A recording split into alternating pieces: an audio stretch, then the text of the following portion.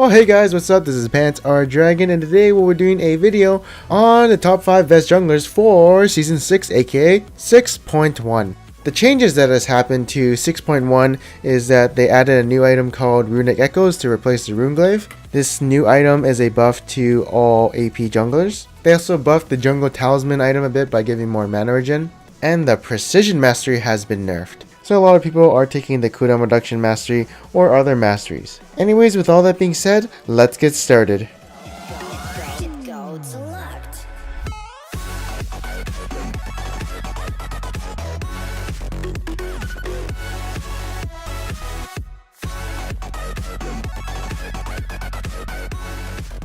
Alright, so first up is going to be Kindred. Kindred, although having been nerfed in patch 5.24, by having the heal from her W toned down a little bit and the ultimate cooldown going up, she is still a good jungler. The reason for this is because her clears are really good with her Q, giving her AoE clears and, being up every 2 seconds with her W, having really good sustain with her W plus the machete and the talisman, and being able to kite the creeps. She's also really good at snowballing because she has her ultimate to give her invulnerability or her team, so it can be quite hard to kill her if you want to stop her from snowballing, along with her passive being a snowbally passive. Myself, preferably, I do like other marksman junglers such as Quinn better than Kindred, just because I like the mobility Quinn does offer, and I actually haven't played Kindred in a while because she's always banned, but I do understand why she's always banned because in the hands of a really good jungler, she can be very powerful.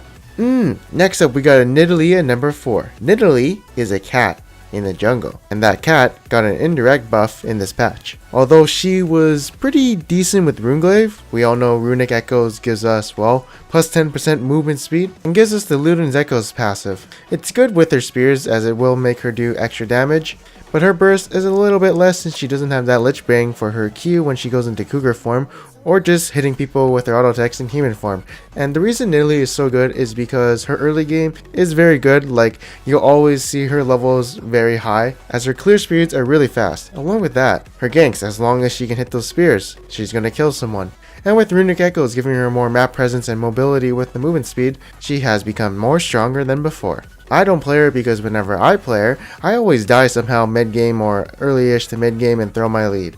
You know why? Because my mechanics in teamfights aren't the best. Nidalee is a tricky champion to play in mid-game and late-game teamfights because if you miss one spear, that could have been the crucial spear to win you the teamfight. So yeah, as long as you can land those slow-ass spears, you can get your assassination onto your target. And if you're good with 8 abilities, then you're good to go. Next up we have Mundo. Mundo is a champion who is very, very tanky. And by tanky, I mean strong. Well, okay, he's pretty strong because of the mastery changes, and he hasn't been nerfed too much in the preseason. Mundo is one of those champions you either pick or ban.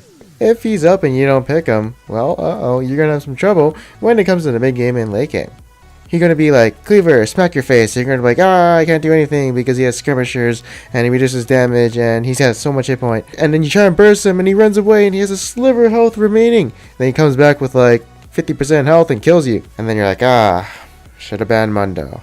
Although I would like to say that, missing cleavers and ganks is somewhat crucial, so land those cleavers because they do slow for like about 2 seconds. And then after that, you basically can land the next few cleavers. Next up at number 2 is going to be Elise. Elise in this patch has gotten a huge buff. I've been trying to figure out why she got a huge buff in this patch, and even though nothing has changed to her, she was indirectly buffed by the Runic Echoes. At first I thought she was just abusing like spellcasts and getting those charges really quickly, but I actually figured out the real reason why she's very powerful.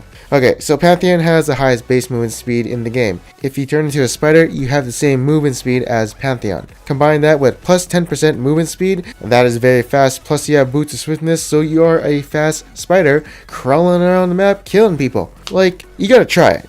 Go swiftness, go Runic Echoes, and then go in spider form, and you're like, what the fuck, why am I so fast? Holy shit, I must be OP. And that is basically why Elise is super strong in this patch. Just because of how fast she is around the map with, Runic Echoes plus swiftness plus her spider form. She was, decent before, one of the top 5 best junglers. Now she's, well, pretty strong. And finally, at number 1, we have Graves. I am 100% certain he is the best jungler at the moment. I was always wondering why I found Graves so good in the preseason and why I just couldn't stop playing him in solo queue. is because I felt he was really strong, and for some reason I have like a hard-on for playing OP champions. I didn't think he was strong because everyone would disagree with me, but if you've been following me for quite some time now, I've always been including him in my tier lists. And yeah, although my build, I was not actually using the right build, as I was going Berserker Grease or some other item instead of Swiftness, and I wasn't going full armor penetration on this guy. And also with the Last Whisper upgrades being buffed, it kind of helps him too since he can now penetrate tanks, while also doing devastating damage to squishies, and yeah, he's literally the best jungler in the game right now. Like, I can go on forever with him, but basically, ganks. Dash in, smoke screen their ass, they don't know what's happening, throw out your Q, do a bunch of damage, shoot them in the face, dealing a decent amount of damage, and then finally finishing them off with your R, or just, well, basically sniping someone with your R if they're low hit point. Oh yeah, also he's got a really strong mid game and late game. Although super late game, where, you know, where he's getting like 3 shot from 80 carries, yeah, that's a problem because he doesn't have a lot of range, but fuck those people who said Graves Jungle was a troll. He's going to be my Season 5 Rek'Sai. And next up, we're going to be doing some honorable mentions. First up is going to be Lee Sin. Lee Sin, he's really, okay, you need to have skill to play him. Like, if he ain't good, if he ain't great, don't play him. If you're good, don't play him. If you're great, play him. He's only good if you're like, you know, you can see that you're doing well in the early game. You see that you're pulling off the combos correctly in the mid game and late game, like the insect and stuff. But if you ain't, ooh, avoid him, but he is good in the right hands. Next up is the Cancer Cat. Cancer Cat is good because he uses Machete and he uses Lifesteal off monsters. He also likes Rapid Fire Cannon, he also, you know, likes Ghost Blade, cooldown boots, and, you know, just basically pouncing on people. And yeah, he is really good, especially if you know how to kill people with him. Now, if you're wasting your ultimate and not really getting kills or, you know, suiciding, you should probably avoid this champion because he definitely requires some decision making. And overall, just the limits of what he can do. Next up is going to be Rek'Sai, and personally I can say that I'm not a big fan of her too much anymore because of how many nerfs she's gone through. Although I do see other players playing her, I just feel like there are more powerful junglers at the moment. And basically, why wouldn't I play those junglers instead of, you know, this champion? So for me personally, too much nerfs, but she'd probably be my 6th champion to go to. And next up we have the Bird. This is probably the champion I would play if Graves or Elise is picked or banned. Like, even though she got nerfed after she was very OP, she's still pretty good, especially as a jungler. Like, when she hits level 6, her map presence increases by a lot, and her ganks are actually pretty good because of her E, and just having a pretty good amount of sustained and burst damage. The only problem is, it does cost 100 mana, so you'll probably have to steal a lot of buffs from your mid laner. But once you do get a level 11, of course, it does cost 50 mana, and it's basically, you know, you don't need that blue buff anymore.